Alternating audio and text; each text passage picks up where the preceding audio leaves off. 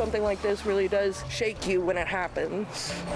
30 people left with nowhere to go after a fire rips through a Lakewood apartment building. There's water damage. The main thing that's keeping us out of our apartment is no power. We show you the damage and how families are recovering. A Monroe High School teacher faces a judge accused of having a relationship with a student. Personally, I don't think that he should be out if he's having sexual relations with minors. While prosecutors say there could be more victims. My wife and I just looking at our financials and going, how are we going to survive that? Phasing out the use of natural gas is affecting business owners tonight. Their hopes to get voters involved. And expanding broadband. The plans to break ground on new high-speed internet access and how it could change Snohomish County.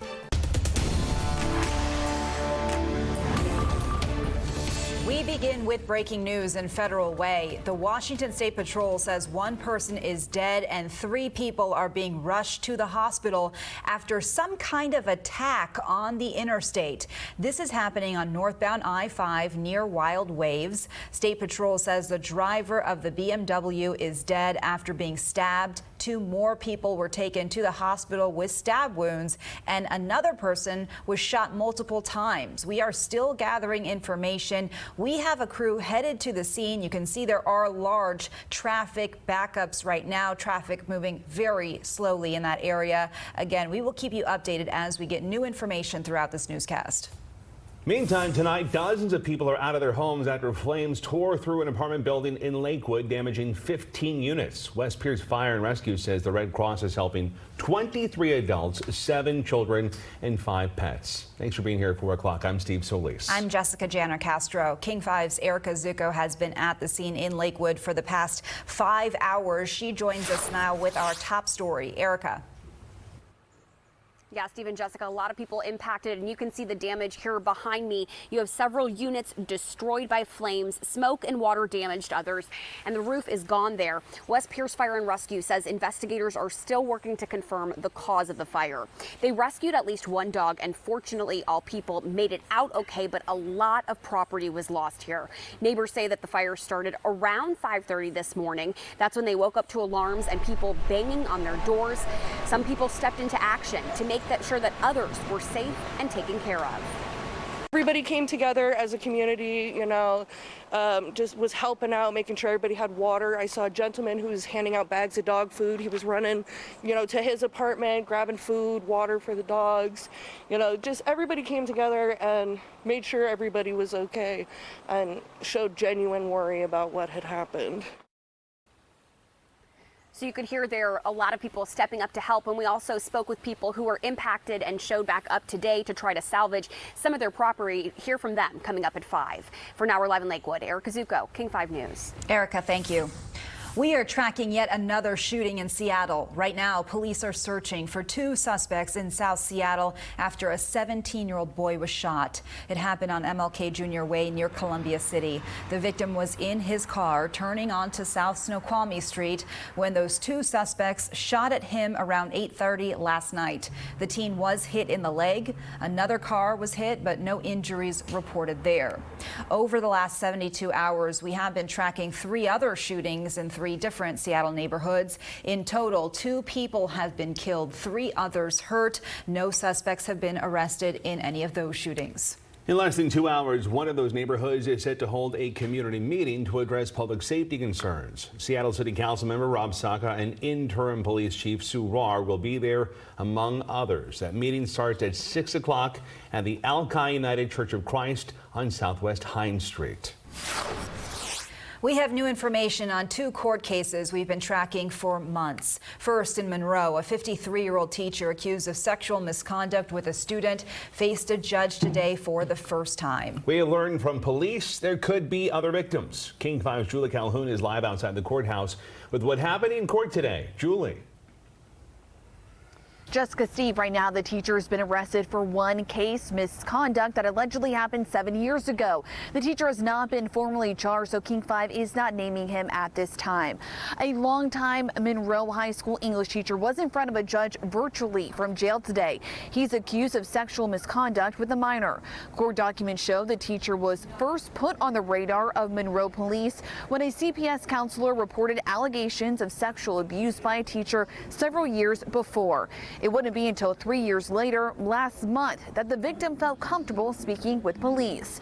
According to court documents, she said the teacher started treating her differently her sophomore year. Then, when she was a senior, a sexual relationship began. She tells police he left her love letters and books and made her feel special. Documents show through emails detectives found another potential victim who is now an adult. His behavior demonstrates a significant amount of planning and sophistication and is a violation of the trust that we place in our teachers. In February, Monroe police were notified of an possible inappropriate relationship with a current student. The teacher was placed on administrative leave that same month. As for this case, the teacher is being held on a $250,000 bail. Prosecutors have until Friday to make a charging decision. For now, live in Everett, Julie Calhoun, King 5 News. Julie, thank you. In our second case, jury deliberations were halted for hours today in the trial of an Auburn police officer after jurors were overheard talking about the case in public. King 5's Natalie Swaby joins us live in our newsroom now to walk us through what we know. Natalie. Well, the problem was brought to the court's attention this morning after an employee with the prosecutor's office, who's not involved in this trial, overheard two jurors talking about the case in the hall. However, the discussion in the courtroom quickly became derailed by the revelation that jurors actually had been able to come to a verdict in one of the charges. Now, Officer Jeffrey Nelson is charged with second-degree murder and first-degree assault in the death of 26-year-old Jesse Saray. In May of 2019, Officer Nelson was attempting to arrest Saray outside a grocery store when he shot him twice. Today, as the court was figuring out how to handle questioning the jurors about the conversation, another issue was raised about a verdict form the jury sent back yesterday. The judge said the jury had incorrectly filled out one of the verdict forms, and she told them to continue deliberating. Today, she revealed that the jury had reached a verdict in one of the charges, but was hung on the other charge. Frankly, I still think it's problematic that the parties and Officer Nelson don't know what the jury's verdict is at this point. And I just I've never heard of that. Unfortunately, this jury did not follow what the WIPIC says, which is don't indicate the nature of your decision. The judge asked the lead juror if they could come to a verdict in a reasonable amount of time, and the juror said yes. The jury has been deliberating for a couple of days. Deliberations are now expected to continue until the jury comes to a verdict. Live in the newsroom, Natalie Swaby, King 5 News. We want to get back now to that breaking news in Federal Way. The Washington State Patrol saying one person is dead, 3 people being rushed to the hospital after some kind of attack on the interstate. This is happening northbound I-5 right near Wild Waves. State Patrol saying the driver of a BMW is dead after being stabbed. 2 more people taken to the hospital with stab wounds, and another person shot multiple times. We're working to get more information, but right now we have Trooper Rick Johnson with State Patrol joining us here on our 4 p.m. newscast. Trooper Johnson, this is Jessica Janner-Castro alongside Steve Solis. Thank you for being with us. Can you tell us what you know at this point about the situation? Right. We're still gathering details, of course. And about 2:40 p.m., we started getting 911 calls that it was confusing at first. They thought it was a vehicle collision. Somebody was on 911 with us, yelling and screaming, saying somebody was stabbed. Once we got there, we determined that all 4 individuals were in the same vehicle at some point in time. The driver, unfortunately, is deceased with a stab wound. The right front passenger was shot, what we understand, multiple times. Adult female in the back had exited the vehicle, also with stab wounds, and the other male in the back also exited the vehicle and had stab wounds. The 2 adult males and adult female were transported to the hospital. I don't have their condition right now, but we can say that there's no danger to the public. We have everybody detained at the hospital, and their detectives are trying to figure out through the witnesses and through individuals involved what exactly occurred here. We are looking at a camera now of the scene. There seems to be a significant presence of WSP and other investigators. Any idea on how long you guys may be on scene here as you handle the scene? You know, I'll need to talk to the detectives about that, but obviously we're going to do a thorough investigation. So I can't give you that right now. We want to open the road as quickly as we can, but we also want to do, our due diligence and a really thorough investigation. Yeah, on that note, Trooper Johnson, we are seeing the backups that are accumulating now because of this investigation. Obviously, it sounds very complicated. Can you give us an idea of what this means for drivers, if you're opening any detours to handle the traffic that's building up as this continues? Well, there's alternate routes. There's still 3 lanes open coming past the scene, but you take anything away on a multiple lane freeway and it's going to cause a backup. So we understand Department of Transportation probably has a good idea of how long the backups are. But we know that other roads, for example, 99 is going to be taking, a lot more traffic, State Route 167, State Route 18, for people trying to get around the backup that's occurring in North Pierce County. Okay, we know you're busy, so we're going to let you go. Trooper Rick Johnson with the Washington State Patrol, thanks so much for being with us this hour. Of course. All right, some other news to get to right now. Business owners pushing back on a law that aims to phase out natural gas in the state of Washington. Supporters hoping to get a measure on the ballot to overturn that law. Olympia Bureau Chief Drew Mickelson joining us now, who spoke with the law sponsor and business owners who rely on natural gas. Drew, what are they telling you? So, Jessica, the initiative backers have until next Friday to submit the signatures to try to qualify for the ballot. Natural gas plays a big role in the brewing at the brewery just down the street, and they're using gas in about half of the products here at this Fireplace store. So those business owners don't like the idea of the state phasing out the use of natural gas. Here at the cash register, they have signatures, or they're gathering signatures on the initiative 2066. If it qualifies for the November ballot, voters could overturn portions of that new state law.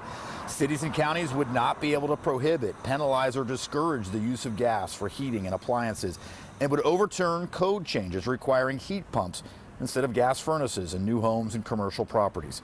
The owner at Olympia Fireplace says phasing out natural gas hurts his business and his customers. We don't want to not have a choice of how we get our energy. The bill is not a ban on natural gas. Anyone in this state who is served by Puget Sound Energy, if they want gas, Puget Sound Energy is obligated to provide them with gas. That's the state representative behind this law, and you can hear she says this is not a ban on natural gas. It's just a way for the state to plan ahead to help PSC come up with some alternative forms of heating and appliances as well. We did speak with the initiative backers, and they say they are confident they will have enough signatures to qualify for the November ballot. Live in Olympia, Drew Mickelson, King 5 News. Still ahead tonight, we are about 24 hours away from the first presidential debate. You'll be able to watch that right here on King 5, but until then, we'll have the latest on how the candidates are preparing for a rematch. More than 200,000 people across the state of Washington still have no high-speed internet. Coming up, a step in the right direction. And we're going to see a few more showers throughout the night, and we'll keep them around for Thursday too. But a sunnier start to the weekend is ahead. We'll tell you about that coming up. And we are still following breaking news in Federal Way. The Washington State Patrol says 1 person is dead, 3 people being rushed to the hospital after some kind of attack on the interstate. State Patrol says the driver of a BMW is dead after being stabbed. 2 more people were taken to the hospital with stab wounds, and another person had been shot multiple times. We just spoke with Trooper Rick Johnson, who says crews are trying to reopen the road completely as quickly as possible, but there's no word on when that could happen. We will keep you updated throughout this newscast. We'll be right back.